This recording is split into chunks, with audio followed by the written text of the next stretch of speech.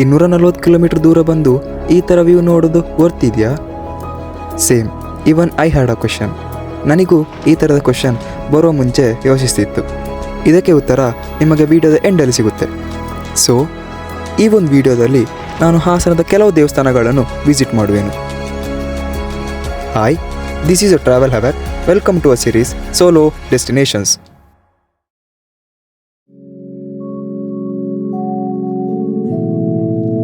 ಬೇಲೂರು ಮತ್ತು ಹಳೆಬೀಡು ಪ್ಲೇಸ್ನ ವಿಸಿಟ್ ಮಾಡ್ತಾ ನಾನು ಮುಂದಿನ ಲೊಕೇಶನ್ಗೆ ರೈಡ್ನ ಮುಂದುವರಿಸಿದೆ. ಹಳೆಬೀಡಿಂದ ಸೀದಾ ಹೊರಟು ಇನ್ನೊಂದು ಲೊಕೇಶನ್ಗೆ ಬಂದಿದ್ದೀನಿ. ಅಂದರೆ ಇನ್ನು ಸ್ವಲ್ಪ ಒಂದು 10-12 ಕಿಲೋಮೀಟರ್ ಇದೆ ಆ ಲೊಕೇಶನ್ ರೀಚ್ ಆಗಲಿಕ್ಕೆ. ಮುಂದೆ ಹೋಗ್ತಿದ್ದಂತೆ ನನಗೆ ಹೋಗೋ ದಾರಿನೇ ತುಂಬ ಖುಷಿ ಕೊಡ್ತಾ ಇತ್ತು. ಇಲ್ಲಿ ಸ್ವಲ್ಪ ಕ್ಲಿಪ್ನ ಕ್ಯಾಪ್ಚರ್ ಮಾಡ್ತಾ ರೈಡ್ನ ಮುಂದುವರಿಸಿದೆ. ಹಾಗೆ ಮುಂದೆ ಹೋಗ್ತಿದ್ದಂತೆ ಒಂದು ದೇವಸ್ಥಾನ ತಲುಪಿದೆ.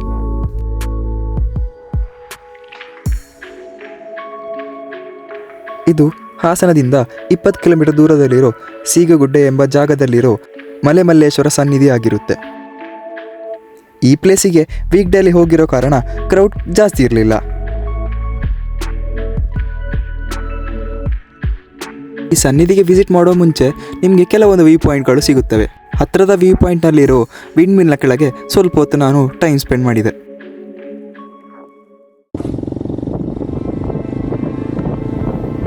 ನೆಕ್ಸ್ಟ್ ಲೊಕೇಶನ್ ಬಂದುಬಿಟ್ಟು ಶ್ರೀ ಬೆಟ್ಟದ ಮಲ್ಲೇಶ್ವರ ಟೆಂಪಲ್, ಮಾವನೂರು. ಈ ದೇವಸ್ಥಾನ ರೀಚ್ ಆಗೋಕ್ಕೆ 40 ಕಿಲೋಮೀಟರ್ ಶಾರ್ಟ್ ರೈಡ್ ಆಗಿದ್ದರೂ ಕೂಡ ಗೂಗಲ್ ಮ್ಯಾಪ್ಸ್ನ ನಂಬಿ ಹಾಸನದ ಹಳ್ಳಿಯ ದಾರಿಯಲ್ಲಿ ಹೋದೆ. ಹೋಗೋ ದಾರಿ ಹಾಳಾಗಿದ್ದರೂ ಕೂಡ ಹಾಸನದ ಹಳ್ಳಿ ಭೇಟಿ ಕೊಡಬಹುದಂತ ಹೇಳಿ ಅದೇ ರೂಟ್ನ ಪ್ರಿಫರ್ ಮಾಡಿದೆ. ಹಾಗೆ ರೈಡ್ನ ಮುಂದುವರಿಸುತ್ತಾ ಮುಂದೆ ಹೋಗ್ತಿದ್ದಂತೆ ಬೆಟ್ಟದ ಮಲ್ಲೇಶ್ವರ ದೇವಸ್ಥಾನ ತಲುಪಿದೆ. ಇಲ್ಲಿ ಬರ್ತಿದ್ದಂಗೆ ಮಳೆ ಸ್ಟಾರ್ಟ್ ಆಯಿತು. ಹನಿ ಹನಿ ಮಳೆ ಬರ್ತಿದೆ. ವಾಯ್ಸ್ ಮೇ ಬಿ ಕ್ಲಿಯರ್ ಕೇಳಿಸ್ತಿಲ್ಲ, ಯಾಕಂದರೆ ಫುಲ್ಲು ಗಾಳಿ ರಭಸದಾರ ಬರ್ತುಂಟು. ನೋಡಿ ಆಚೆ ವ್ಯೂ ಎಲ್ಲ ಕ್ಲಿಯರ್ ಕಾಣಲ್ಲ, ಯಾಕಂದರೆ ಮಳೆ ಬರ್ತುಂಟಲ್ಲಿ ಜೋರಾಗಿ.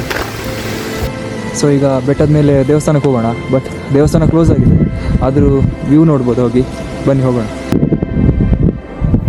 ದೇವಸ್ಥಾನ ಜಾಸ್ತಿ ಹೈಪ್ ಆಗಿರೋ ದೇವಸ್ಥಾನ ಅಲ್ಲ, ಬಟ್ ಪೀಸ್ಫುಲ್ ಆಗಿರೋ ದೇವಸ್ಥಾನ ಅಂತಲೂ ಕರೀಬಹುದು. ಇಲ್ಲಿ ಸುತ್ತಮುತ್ತ ಎಲ್ಲಿಯೂ ನೋಡಿದರೂ ವಿಂಡ್ ಮೇಲೆ ಕಾಣಿಸುತ್ತದೆ. ಸೊ ಈ ಮಾವನೂರು ಅಂತೇಳಿ ಬೆಟ್ಟ ಏನಿದೆ, ಇದು explore ಮಾಡೋದಾಯಿತು.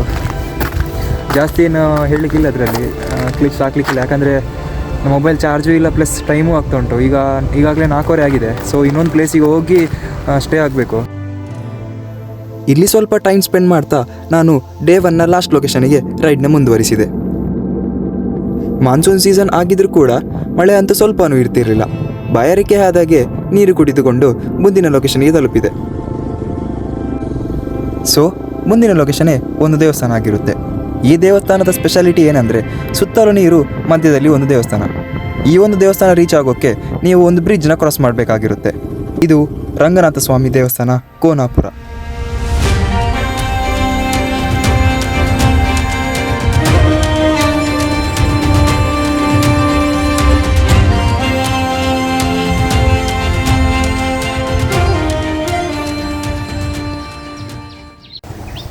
So finally the last place of the day, Konapura ಅಂತೇಳಿ. ದೇವಸ್ಥಾನ ಕ್ಲೋಸ್ ಆಗಿದೆ, 5 ಗಂಟೆ ಕ್ಲೋಸ್ ಆಗಿದೆ. ಈಗ 5:15 ಆಯಿತು ಬರುವಾಗ. ಇಲ್ಲಿಗೆ ನೀವು ಈವ್ನಿಂಗ್ ಟೈಮ್ ಅಂದರೆ ಸನ್ಸೆಟ್ ಟೈಮಿಗೆಲ್ಲ ಬಂದರೆ ಸಖತ್ತಾಗಿರುತ್ತೆ. ಸನ್ಸೆಟ್ ನೋಡಲಿಕ್ಕೆಲ್ಲ ಚೆಂದ ಆಗುತ್ತೆ. ಬೆಟ್ಟ ದೇವಸ್ಥಾನ ಏನಿದೆ ನಿಮಗೆ ಮೈನ್ ರೋಡಿಂದ ಒಂದು 1.5-2 ಕಿಲೋಮೀಟರ್ ದೂರದಲ್ಲಿರೋದಷ್ಟೇ.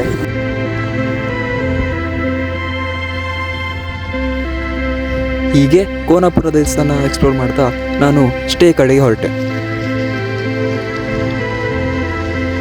ಎನಿವೇಸ್ ವಿಡಿಯೋ ಎಂಡ್ ಮಾಡ್ತಿದ್ದೀನಿ. ಮೊಬೈಲಿರೋ ಎಡಿಟಿಂಗ್ ಆ್ಯಪ್ ಅಂದರೆ ಕ್ಯಾಪ್ಕಟ್ ಕ್ಲಿಯರ್ ಆಗಿ ರೆಸ್ಪಾನ್ಸ್ ಕೊಡ್ತಿರಲಿಲ್ಲ. ಸೊ ಆ್ಯಪ್ ಡಿಲೀಟ್ ಮಾಡಿ ಇನ್ನೊಮ್ಮೆ ಇನ್ಸ್ಟಾಲ್ ಮಾಡಬೇಕಾಗಿತ್ತು. ವಿಡಿಯೋ ಇನ್ನೊಮ್ಮೆ ಎಡಿಟ್ ಮಾಡಬೇಕಾಗಿತ್ತು. ಸೊ ಇದರಿಂದ ವಿಡಿಯೋ ಅಪ್ಲೋಡ್ ಮಾಡೋದು ಲೇಟ್ ಆಯಿತು. Sorry for that. Anyways video ನಿಮಗೆ ಇಷ್ಟ ಆಗಿದೆ ಅಂತ ಅಂದ್ಕೊಳ್ತೀನಿ. So you guys know the thrill. Like, share and subscribe. ಮುಂದೆ ಹೀಗೆ ವಿಡಿಯೋದಲ್ಲಿ ಸಿಗ್ತೀನಿ. Until then, this is a travel hawk signing off.